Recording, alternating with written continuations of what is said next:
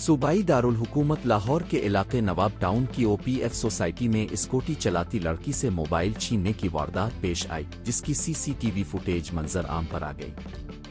Footage में देखा जा सकता है कि लड़की ने मुजाहमत करते हुए मुलजिम की मोटरसाइकिल को पीछे से पकड़ने की कोशिश की, ताहम इस दौरान वो जमीन पर गिर गई। मुलजिम लड़की से मोबाइल फोन छीन कर मौका से फरार हो गया।